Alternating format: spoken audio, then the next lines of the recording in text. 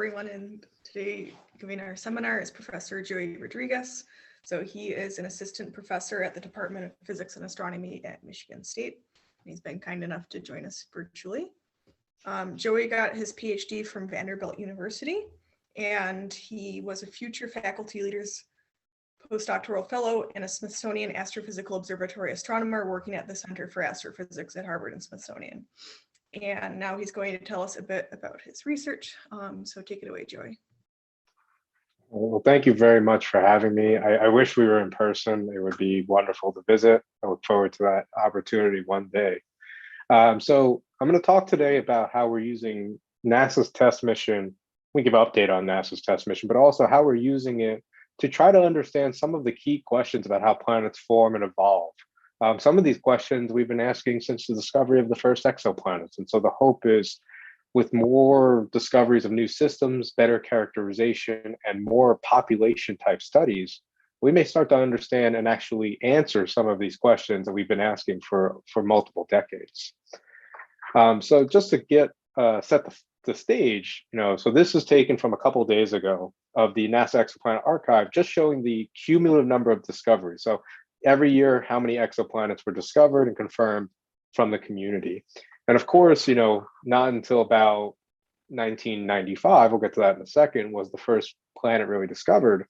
But as you can see, you can sort of see the impact that Kepler had in the sort of 2014 era, and now the impact that TESS is having after its successful primary mission, and it's now well into its extended mission, actually almost completing its extended mission. We are going up for extension number 2 soon. And I'll talk about TESS to start, give you some updates on where we are with TESS, what's the plans, and then I'll get into some of the key science that is being done here at Michigan State, pretty much entirely by the students that work with me. I just get to showcase it a little bit.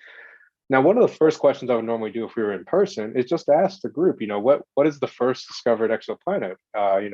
And normally I would get a variety of answers. Typically 51 Peg is the one that comes up. That is the one that won the Nobel Prize. And that's an important discovery because it was the first planet discovered around a sun-like star. And it really just sort of ignited the field at some level after many doubts that it was a real signal in the beginning.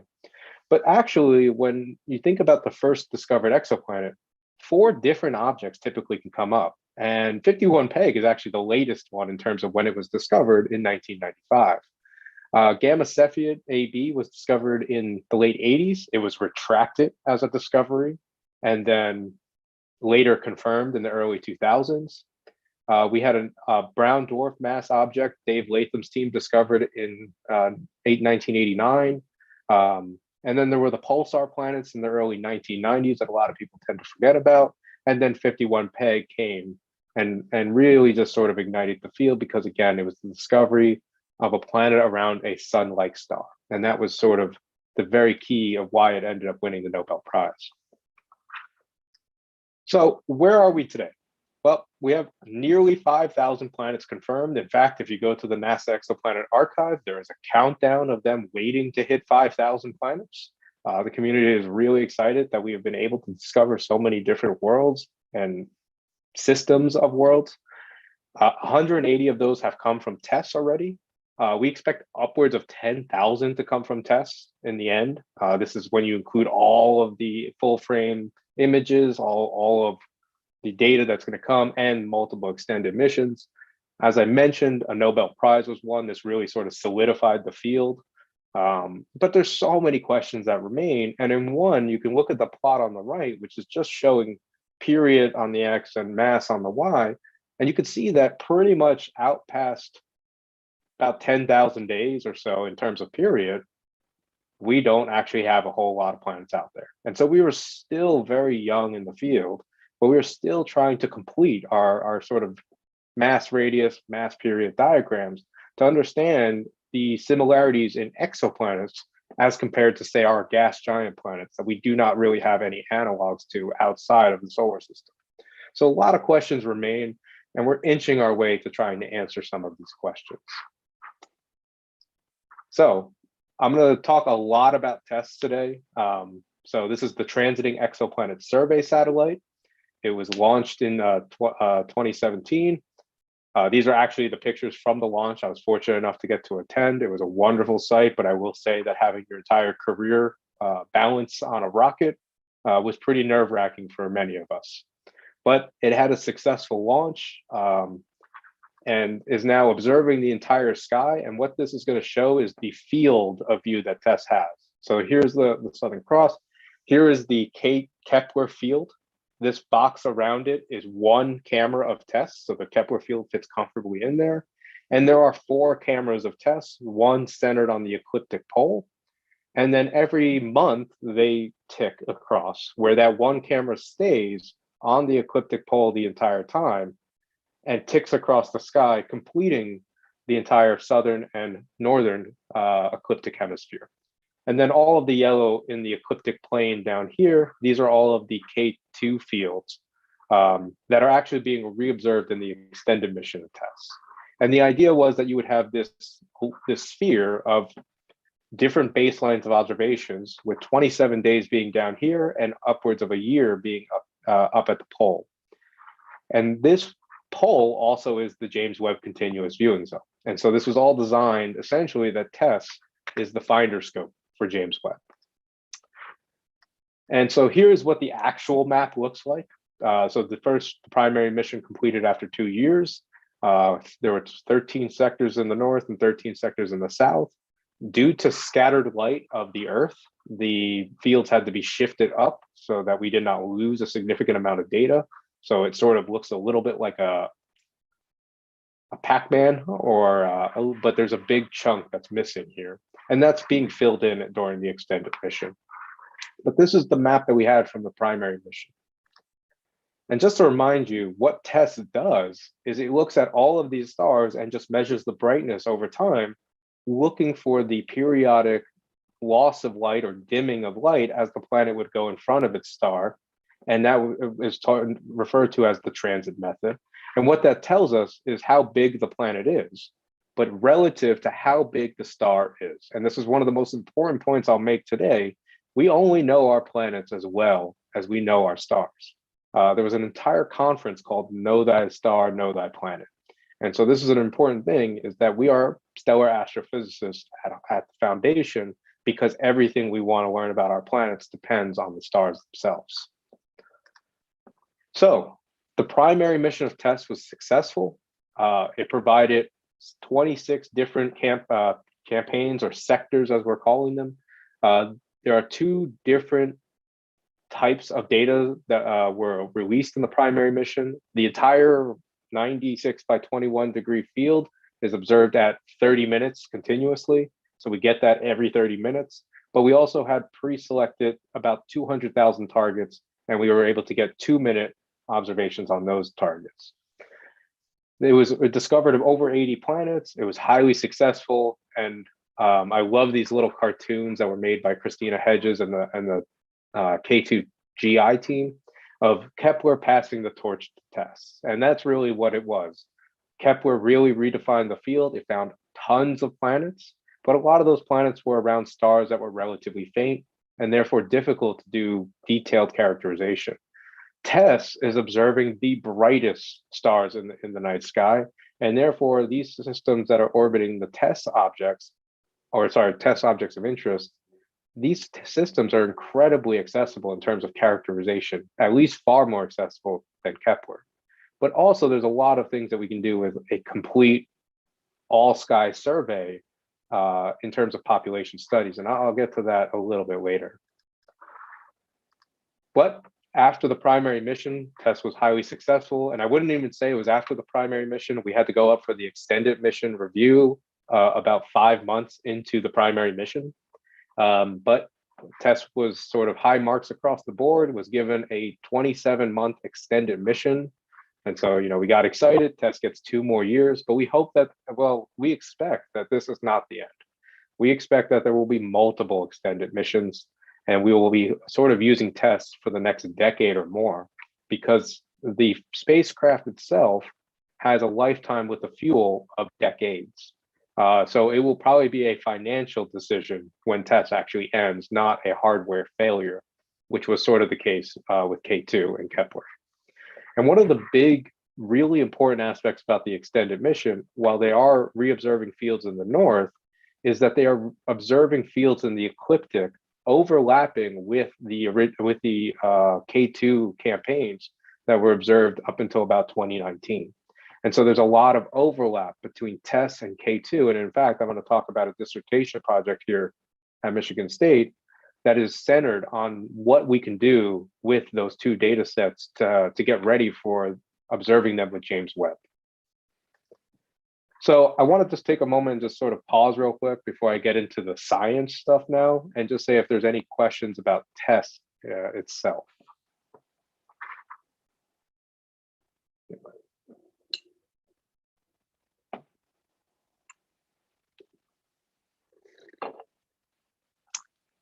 Okay. Well, if there are any questions, please feel free to stop me. I'm happy to answer them, or put it in the chat and someone will read it out to me. So that's where TESS is. We are currently finishing up the extended mission. We are starting to put in the, actually just put in the application for the second extended mission. And we are still finding really interesting systems that we will want to characterize in the era of James Webb. One of those systems is TOI 700. This was a discovery that came out actually about 2 years ago. It was announced at the 2020 AAS meeting. And what it was is it was a system of 3 small planets where one of them was Earth-sized and in the habitable zone of its star. And so this was the first habitable zone Earth-sized planet to come from the TESS mission. And we know of about a dozen or so of these types of planets to date. And I'll get into why this discovery was so important. But I want to sort of take a step back and just mention just the amount of people that were involved in this discovery. We released a 3-paper series all at once. And what was so amazing about this was that I was the oldest one as a postdoc to lead one of these papers. The first paper, where we just validated the entire system, and I'll get into these results in a second, was led by a graduate student, Emily Gilbert. She's actually about to defend, and TOI 700 has become her system that she's really running with. And Gabrielle Suizo was a postdoc who's now a grad student who actually wrote the third paper, where they went into sort of trying to predict what the atmosphere of this Earth-sized planet would look like, and what the climate states and what possible prospects we would have for characterization. So TOI 700 is a low mass M dwarf. It's about 40% the mass and radius of the sun. It's a main sequence star as far as we can tell, and it sits at a distance of about 100 light years. And it was observed at 2-minute cadence for 11 of the first 13 sectors observed by TESS. And additionally, it was observed 11 more times in cycle 3. And so we have this incredibly rich data set to look for small planets around this low mass star. And one of the values of low mass stars is that their transit signals, because it depends on the radius of the star, the planet signals are bigger around lower mass or lower size stars, making atmospheric characterization observations easier because it's typically related to the depth of the transit or how much light is being blocked out.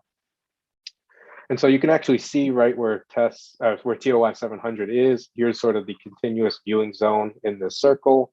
This is the James Webb continuous viewing zone. And it was a star that's sitting right here.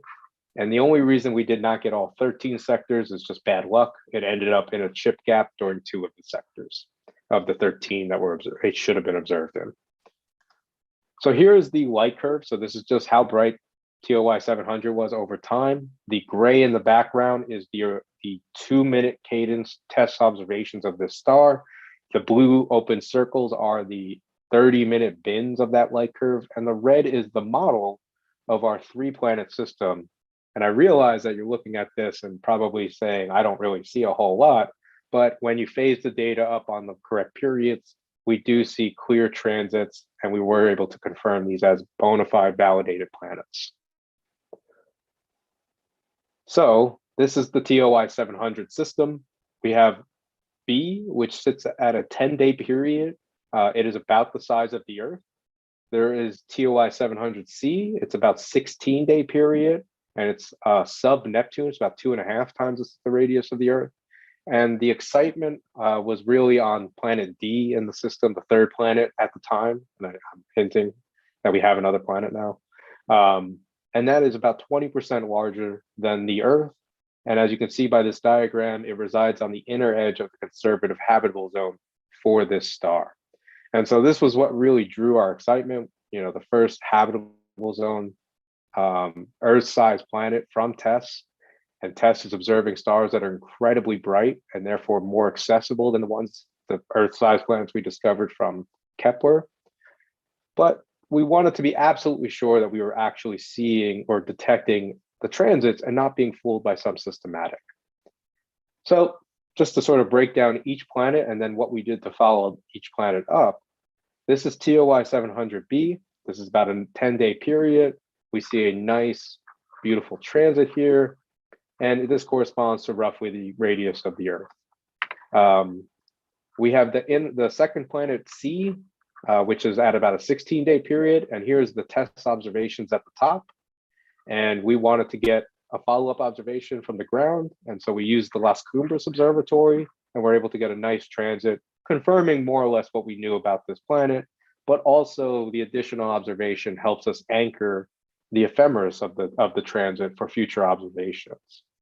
But that wasn't really why we went after the system. The excitement was this planet D, this Earth-sized habitable zone planet at 37 days. And before Spitzer died in 2020, we got some of the last observations. We got 2 transits of this system in late 2019 and early 2020 with Spitzer, and we see is 2 transits. I apologize for the date here. That should be 2020. But we see 2 clear transits that occurred right on time. Obviously, there's some systematics here, but this confirmed that we weren't seeing some systematic in TESS and that this was actually a real signal. And this was the early days of TESS. Now we would not question this transit, but in the beginning, we were very cautious about understanding the systematics that were in the data. So this helped us provide a better constraint on the ephemeris, which obviously is very important for atmospheric characterization if we want to observe future transits. But we also got a better understanding of the size of the planet and allowed us to sort of ask the question, which is this a rocky planet like the Earth or Mars, or is this just something more similar to what we see with Neptune, just a smaller version? And the way that we would distinguish between these 2 scenarios is we would measure the mass of the planet, which would give us the bulk density. And to do that, we need to get spectra of the target and actually measure the radial velocity. Just to sort of quickly refresh everyone's mind, the radial velocity technique takes advantage that the star, as the planet orbits, is not stationary. The star will orbit its center of mass, which is typically within the star. So this diagram is quite exaggerated. And we would see the spectral lines of the star just shifting back and forth over time. And we can measure how much that shift is, or K, and that gives us a direct relationship to the mass of the planet. But I want to make it very clear, again, we only know this mass as well as we know the star's mass. And so again, we need to understand the host star very well. For context, this shift that we are referring to is about 80 centimeters per second. I feel like we throw these numbers out and they don't really mean a whole lot. So to put this in context, that's about the speed of the fastest ground-based turtle, Birdie, which this is an actual record I looked up, and he ran an impressive 28 centimeters per second. So we are really looking at a very tiny signal, and this is really at the limit of what the best spectrographs in the world could do.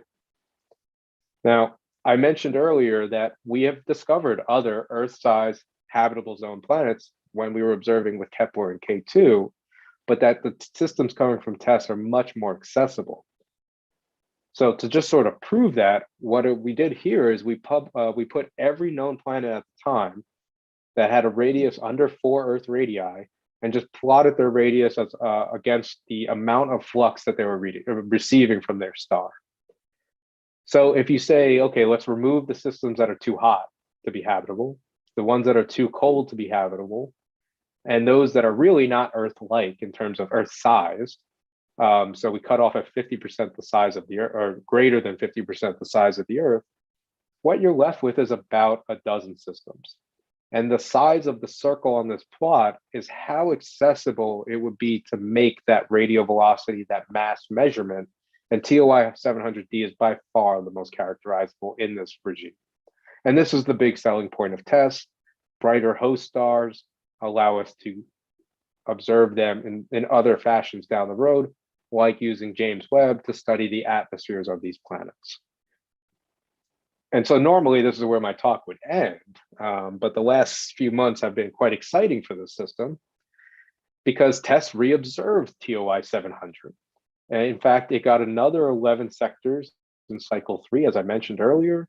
And so we are currently working on a paper that is being led by Emily Gilbert, where we are refining all of the ephemerides using the updated TESS light curves. And so what you're seeing here are planets B, C, and D. And each of them now is showing all of the data, including the the cycle 3 extended mission data. And you can see these transits are much, much cleaner, very clearly there.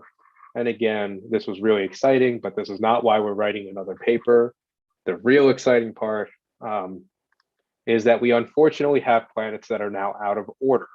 So originally there was planet B, C, and D at 10, 16, and 37 days. And of course, as luck would have it, we found a candidate planet that we have now confirmed as a validated planet, planet E, that sits at 28 days. So unfortunately, Emily's not thrilled about this, neither am I, but our planets are now officially out of order in terms of their setting major axis. But planet E is really exciting. And the reason it's exciting is that it's also about the size of the Earth. It sits on a 28-day period, which is within the optimistic habitable zone. So not the conservative one like TOI 700D, but the optimistic one. So thinking more towards something like Venus, potentially. It's probably rocky given its radius. It's only receiving about 30% more insolation than the Earth. And here is our new sort of update, including TOI 700E, which is shown now in pink. And you can see that it resides just on the inner edge of this optimistic habitable zone. Okay, so that's more where we are with the TOI 700 system. It's really exciting because it's an Earth-sized planet. It's in its habitable zone. We can start to think about the future in terms of characterizing these types of worlds. Unfortunately, as far as we can tell, it's unlikely that James Webb will be able to characterize Earth-sized planets in the habitable zone because it would require pretty much every transit observable during the James Webb era, which just is an enormous amount of time to request. So we're not sure where we're going to go in terms of characterizing the system, but right now we are working on measuring the mass through radial velocities with a big worldwide effort. So I just want to take a quick minute, grab a quick drink, and see if anybody has any questions.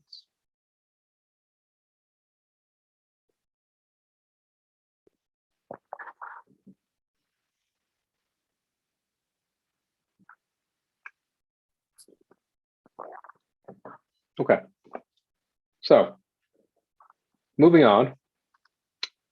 Habitability and Earth-sized planets is just one of the various projects that I'm working on with, and again, I say I, but I mean, the group is really working on. This is, again, being spearheaded by all of the students here, both here and at the Smithsonian, because we are still collaborating heavily with the CFA on these projects. But one of the other projects I've been really interested in since essentially being a PhD student is trying to understand giant planets and also now dabbling into brown dwarfs. In particular, trying to understand how they get into these very close-in orbits of only a few days. So 51 Peg B, half Jupiter mass object on a 4.2-day period. This was really exciting. Obviously, eventually it won the Nobel Prize from Michel Mayor and Didier Queloz. Funny story, I told Didier Queloz about a week and a half before he got told he won the Nobel that he probably wasn't going to win a Nobel, and he actually sort of kind of agreed with me on this. Always happy to be wrong. But this object really started a lot of questions because it really sort of disrupted our understanding of how planets form. We think giant planets must form out past the snow line and through various mechanisms migrate in. It is possible that some of them do form in situ, but it's not clear if that's a significant process or sort of an anomaly. So how can we start to understand how these giant planets that are forming out past the snow line are getting into periods of only 4 days or 5 days, or even some of the extreme cases, less than a day? And we think that giant planets must migrate. They must migrate through the disk, and how that migration happens is not really clear. It's either that they sort of smoothly migrate, where they're in a disk of gas and dust, and over time, as they're just sort of plowing through material, they lose angular momentum and slowly spiral in. Or another option is that they are dynamically interacting with other bodies in the system, causing the planets to go on very, very eccentric orbits that eventually circularize into these very close-in orbits. So the question is, we think that both of these techniques are occurring, but which one is dominating the giant planet migration and the results that we see, the population that we see today? And what we can do is we can look for the evidence. We can look for either giant planets or hot Jupiters that are in circular and more aligned orbits. What I mean by aligned is that their orbit is in the same direction as the rotation axis, so that they're orbiting in the same direction the star is rotating, which is likely the original disk. Or if they're going through these dynamical interactions, we think that they're going to end up in very eccentric orbits, as the simulation shows, but also be misaligned in the sense that stars will have polar orbits or retrograde orbits. I mean planets, my apologies. And so we can look for this aftermath and see, do we see the evidence that may suggest that one mechanism is dominating the other? And so the evidence is, as I said, eccentric orbits, which we can measure through radial velocities or transits. And so just showing TOI 172, which was a very eccentric 9-day hot Jupiter. And again, we can measure this with the radial velocity curve. Also, you get that information from fitting the transit itself. Or we can look for misaligned orbits using things like the Rosser-McLaughlin effect or Doppler tomography, where you take advantage of this fact that the star is a rotating object, and as the planet occults or eclipses the star, it blocks different colors of the light, different redshifted or blue shifted light, and you can see that effect and determine what direction the planet is orbiting relative to the star's rotation. I'm not going to talk about misaligned orbits. This is really spearheaded by George Zhou at the University of Southern Queensland. It is something I'm involved in, but it's not something I'm going to actively talk about today. I am going to focus on the left about looking for eccentric orbits. And so we've been starting this huge campaign to measure and confirm new planets out of TESS, precisely measure their eccentricities and orbital parameters, and create a catalog of self-consistent parameters for all hot Jupiters so that we can actually look at the sample as a homogeneous sample instead of it being this wide hodgepodge of just different assumptions, different analysis, different techniques, or even different data sets. And so we want to have the ability to look at the sample as a population. And so this is part of that work. But one of the big questions I always get is, why TESS? Like, why haven't we done this before, given the ground-based surveys, given Kepler, K2? Why is TESS actually unique for giant planets? And the short answer is that ground-based surveys really struggle to find planets past about 5 days. I encourage you to look at the work of Thomas Beattie and Scott Gowdy. But essentially, the probability of finding planets from the ground, given the duty cycle, so day-night observing, weather, things like that, downtime for mechanical failure, there's only been a handful of planets discovered past about 5 to 10 days. And I believe the longest ground-based planet discovered is 26 days by the MERTH team and 19 days by the HAT team for a more traditional transit survey. TESS is a very interesting setup because it's continuous for roughly 27 days, which means that you actually get almost 3 transits for every planet with a period less than 10 days. And because it has such a high sensitivity, it should detect every hot Jupiter easily. And the other reason is that the TESS is observing bright stars. And so it doesn't take as many observations, and then we don't have to expose for as long. And so we're able to do a lot more targets than we were in the era of of Kepler mostly. The ground-based targets were particularly bright, but there weren't a whole lot of them. And last is that we're observing the whole sky at least 30-minute cadence. And now during the extended mission, we are observing at 10 minutes because of the full frame images. So this gives us the opportunity to create a magnitude complete sample of hot Jupiters, given that we should be complete to about 10 days. So just to sort of walk through one of the discoveries, one of the more recent ones we had is TOI 588. TOI stands for TESS Object of Interest. These are candidates released by the TESS team to the community, and then we have a worldwide collaboration of people to follow these up and confirm them and sort of communicate about the ongoing efforts within the TESS mission. But this work was led as a senior thesis at Harvard by Ma Kutakwa, who is now a graduate student at Caltech.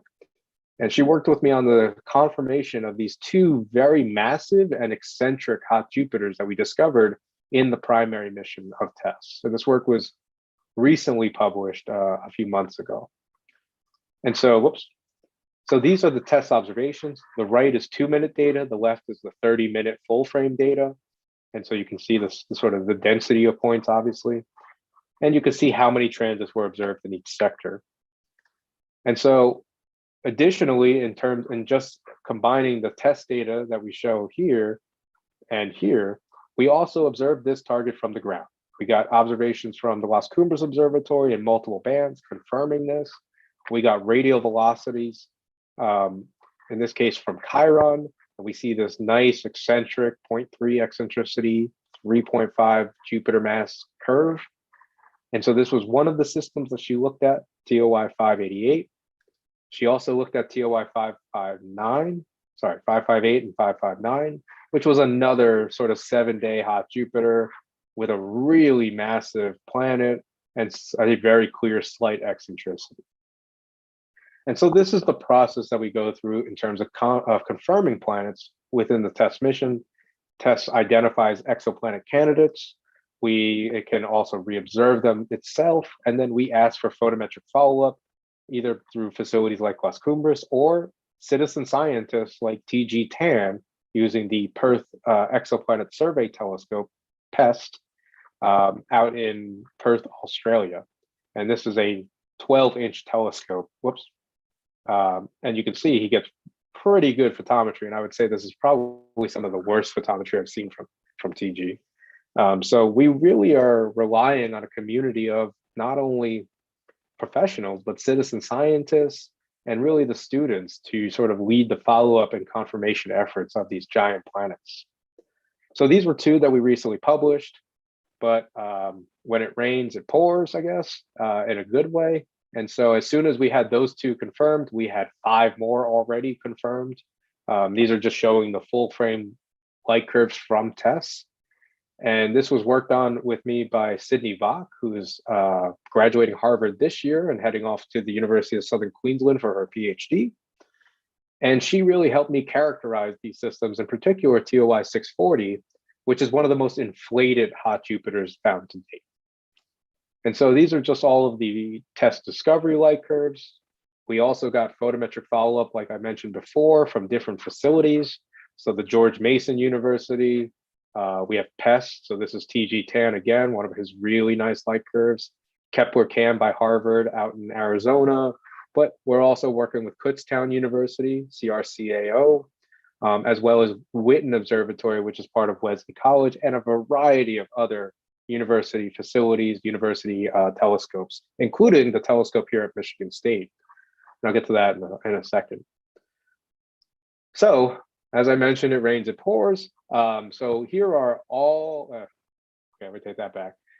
Here are some of the radial velocity orbits that we have. In fact, I believe all but 6 of these have been published. TOI 2025, 2497, 2152, 2154, and I'm blanking on the 6th one.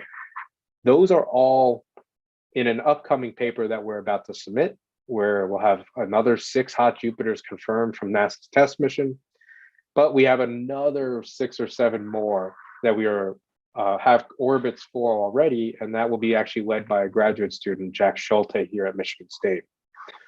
So we are really confirming tons of giant planets, including those that are quite massive. And I think I saw Daniel on the call, and I know he's a big fan of the super Jupiters, and we are targeting those as well, making a bit of concerted effort. But we are following these types of targets up with our facility, our 24-inch telescope here at Michigan State. So this is one of the targets that will be published in the upcoming paper. Here's the test data at the top, a bunch of follow-up, and then in black at the bottom, we call it an ingress and an egress. Ironically, if you combine the two, we get a full transit. But we did this from the Michigan State Observatory, and this has been sort of spearheaded by Jack Schulte, who is a first-year grad student, who is coordinating all of the follow-up with the observatory and is going to lead the next big paper on about 5 or 6 more systems. And so just to sort of go back and sort of show why TESS has been just an incredible instrument for giant planets, what I'm showing here in gray in the back is the known population prior to TESS. And then the blue squares and I'm sorry, the colored squares and triangles are all of the TESS systems that have been discovered to date that have precise measured eccentricities. And what you see is this trend where shorter period systems have a lower distribution of eccentricity. And as you get to longer and longer periods, the eccentricity distribution seems to just grow in range. If giant planets migrate through dynamical interactions, this is what we would sort of expect as a smoking gun, because the systems that are very short period, that eccentricity will be lost due to tidal circularization. And so we expect that most systems on very, very short periods orbits within about 5 days, which have circularization timescales of a few gigayears, most of those are going to be circular orbits because there's been enough time to remove that evidence. So we are focusing mostly on the 5 to sort of 20-day regime and trying to fill this population in and see, do we see a higher fraction of eccentric systems or a higher fraction of more circularized systems? And this could be sort of the evidence that suggests which of the two mechanisms dominates giant planet migration. And so I'm not claiming one way or another, and I'm also not claiming this is a perfect way to disentangle that, but I am claiming that we are seeing the evidence that we would expect. And I think that is an important distinction to make. The other point I want to make about showing this plot is just the impact that TESS has made in only a couple years. And again, all of these targets that you're seeing, all of these TESS targets are targets that are very accessible from either the ground or space for atmospheric work. And so it just shows just how impactful TESS has been in terms of giant planets and why TESS is a valuable tool for confirming and characterizing giant planets. But we're not just looking at giant planets. I mentioned we are also looking at super Jupiters, these sort of few to like 10 Jupiter mass objects. We are also going into what was known as the brown dwarf regime, which starts at roughly 13 Jupiter masses and ends around 70 or 80. And the brown dwarf aspect of this project is being led by a different grad student here at MSU in my group, Noah Vowell, who has been looking at trying to find long period brown dwarfs, but also study the eccentricity of brown dwarfs and how misaligned the brown dwarfs are, and see, do we see the same evidence for brown dwarfs that might suggest that brown dwarfs maybe form more like planets in certain mass regimes. And as you get to higher mass brown dwarfs, maybe they form more like stars. And as Theron Carmichael sort of discussed in his recent paper about brown dwarfs, reclassifying by how they would form is a much better definition than an arbitrary mass limit that corresponds to deuterium burning or hydrogen burning on the other end that is not a fixed line. So that line of deuterium burning will change that mass limit depending on things like metallicity. So it's not a hard line, and a better way to characterize these sort of intermediate objects is whether we can tell that some of them seem to form more like planets or form more, or some of them form more like stars. And by planets, I mean core accretion, and by stars, I mean sort of collapsing a disk and fragmenting a disk into. And so those are two different things. And the question is, can you actually do this? And NOAA is sort of picking up where Theron is also working on, but looking at it more towards the obliquity measurements, which we're getting into and we're starting to propose for. But the first step is to find new brown dwarfs. And one of the first ones he found is Kepler 807, which was actually a validated exoplanet. It is not a planet, to be spoiler, but it's a 117-day, 82 Jupiter mass object. So this is more or less a low mass star on a 0.7 eccentricity orbit. Additionally, he has also found and discovered TOI 588, which is significantly brighter. Kepler 807 is about V of 15. TOI 588 is V of 7.5. And this is a 40-day brown dwarf that is has a pretty significant eccentricity that's orbiting an A star. And so we're going to try to sort of see, do we see the evidence of eccentricity and obliquities that we expect to see for giant planets? Do we see that in the brown dwarf regime? And can that tell us that maybe these objects form differently than their higher mass counterparts? And just to show you, sort of, this is now taking the same or similar plot that I showed in the previous slide, but now just for the sort of 13 to 140 Jupiter mass range, and say, do we see the same trends in eccentricity? And the answer is yes. We are seeing the exact same trends that you would expect, that these short period ones would circularize, and we see this wide distribution as you get farther out. And again, one of the more interesting things about TOI 588 is that it's orbiting a mid A star. And so this adds to the very small list of targets that orbit extremely hot stars like Kelt 9b, WASP 33b, TOI 1451. These are planets on very short period orbits that are orbiting very, very hot A stars. And in this case, we have a 40-day brown dwarf orbiting an A star. And there's some comparative studies that we can do from there. Okay, so I want to end with atmospheres, and I realize I'm a little behind, so I'm going to just sort of pick it up.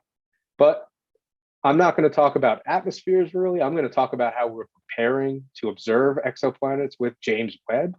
So this is a beautiful movie by the K2 team where it's Kepler passing the torch off to TESS.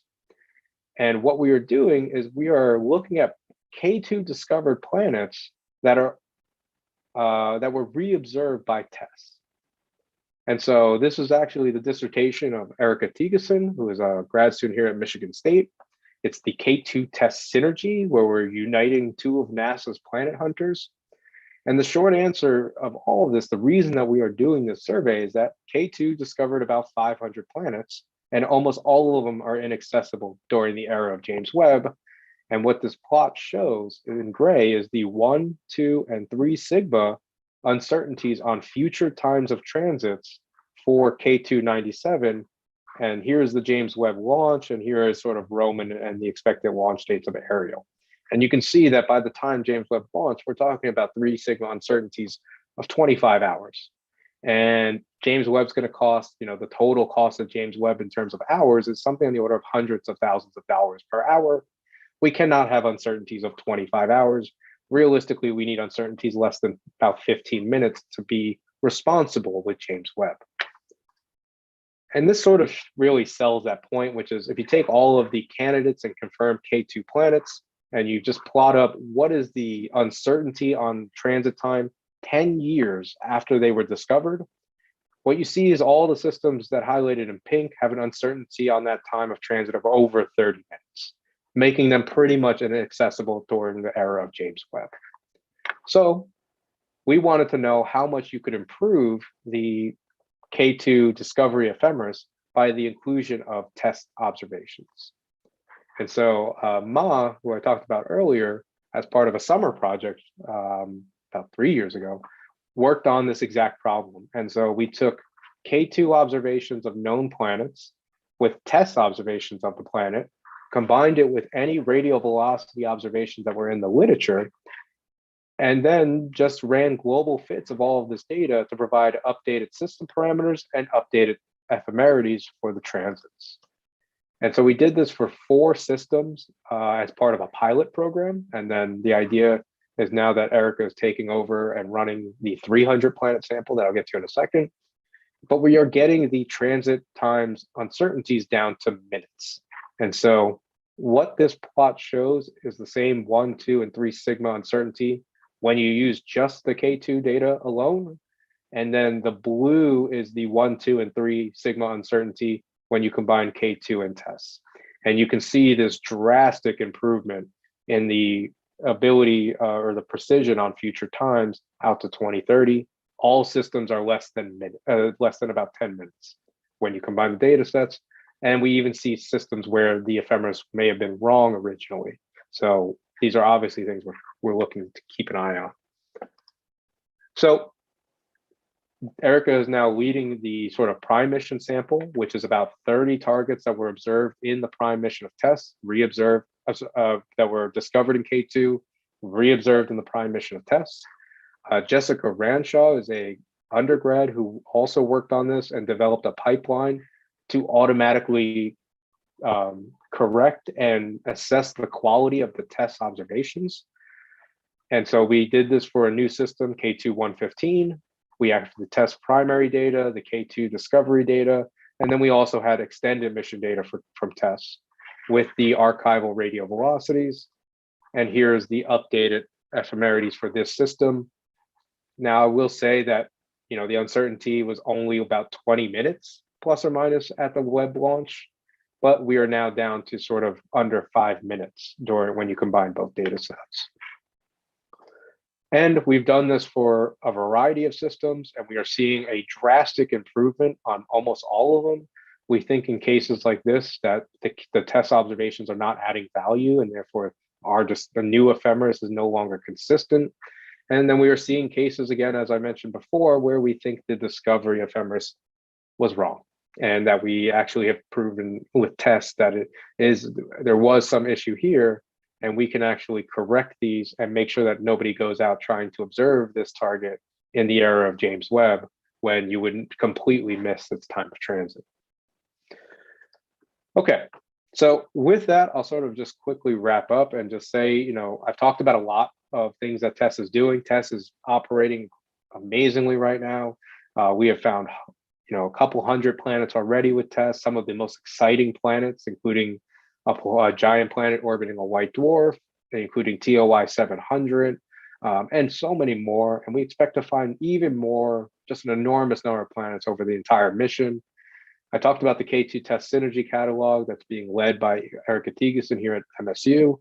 And we are hoping with the first paper to be out, hopefully in the next probably 3 or 4 months, with 30 new systems characterized, including recharacterizing the original 4 from the pilot study. And then we will be building a catalog of 300 systems over the next 2 to 3 years that will provide updated ephemerides for the entire community for characterization, and a self-consistent catalog for us to work on for population studies, hopefully allowing us to answer some of these key questions. So with that, thank you for your time, and I will take any questions.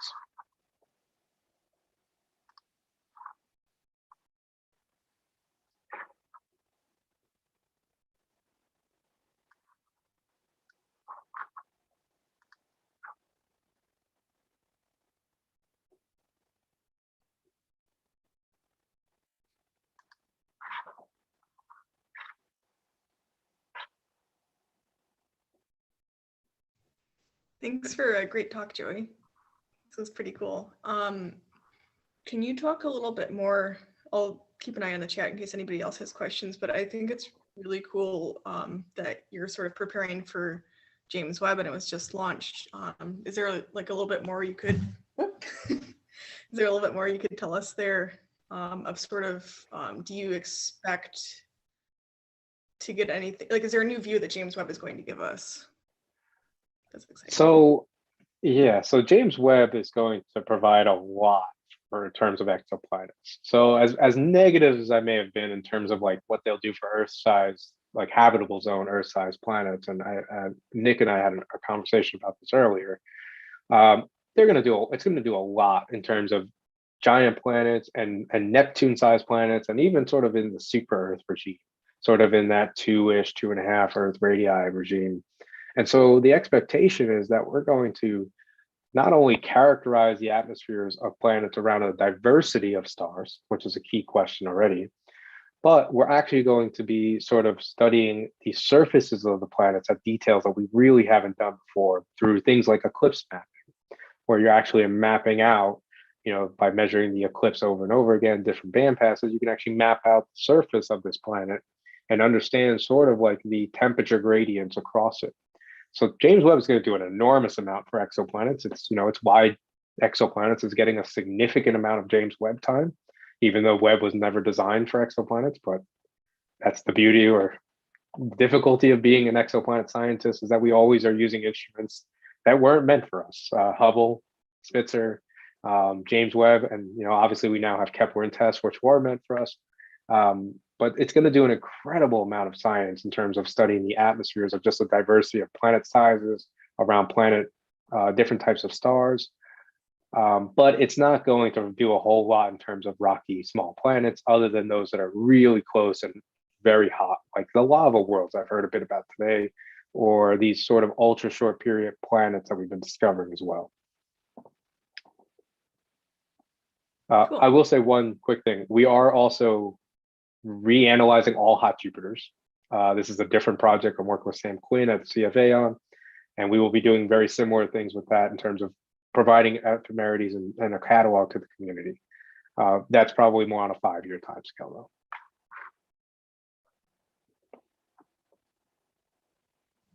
Cool. Let's see. I think we're. Oh, here's some questions in the chat. Do you want me to read it to you, or? I can read it. Thanks, Eve. Some questions about TOI 700 system. Why was the 4th planet E initially missed? Let's see. Also, I noted that the planets radii in the system do not show a trend of increasing outwards. If I'm not mistaken, a lot of Kepler systems have shown this. Yeah, that. So the reason we didn't catch E, well, we had some idea that there was something else going on at the time of the discovery. We were seeing an additional candidate, but our period was completely wrong. We had it at like 68 days or something like that. So I wrote a proposal for the TESS team to essentially, for the new sectors when they came in, to look for this new planet. And when the new data came in, we didn't see the 68-day planet anymore, and it went away. And so we were sort of like, well, that's unfortunate. I guess it's only a 3-planet system. The TESS team analyzed the full data set a few months later and announced a candidate at 28 days. We went back and realized that it was the signal we were picking up, but we were picking up the wrong period because the signal noise was too low. Because although it's a shorter period in terms of like, and then D, it's a much smaller planet. It's about 20% smaller. So it's a smaller signal. We just had to build up the data, the signal noise. As for the trends, that is a trend we have seen. And I don't know if that is what we should expect to see. And I think that's the question here.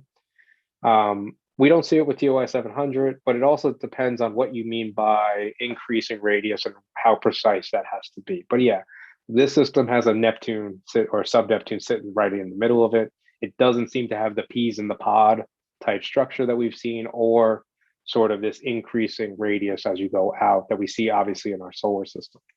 That being said, Mars is smaller than the Earth, right? So it's not an exact thing. And I think that's the key here. I don't think that trend is likely a golden rule, but maybe that a certain fraction of systems follow it, not all. Did I miss the last question?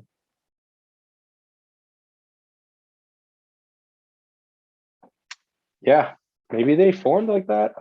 With small planets, it's not as clear how you disentangle that part. But we hope to do some comparative studies between the different planets, which would give you some insight to that in terms of studying the atmospheres of the Neptune, which was accessible in James Webb, and what that can tell us about the other planets, maybe giving some insight into its formation.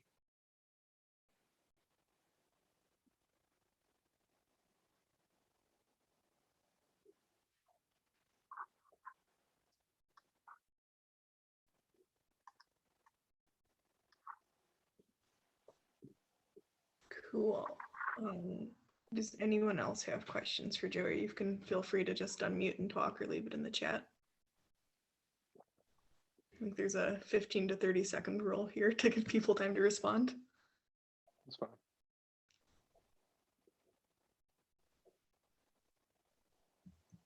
Definitely feels really, really good to have all the students work.